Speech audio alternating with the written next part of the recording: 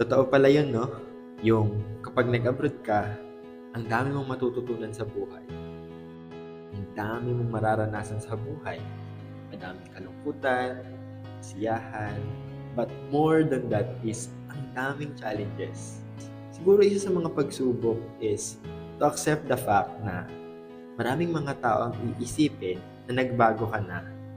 Kasi sinasabi nila, nag-abroad ka lang, nagbago ka na. Nag-abroad ka lang, medyo yumabang ka na. Nag-abroad ka lang, hindi ka na nangangamusta. And hindi naman natin sila question because it's their opinion. But to explain my side, o siguro sa lahat ng mga kabayan, is hindi naman talaga namin gustong magbago.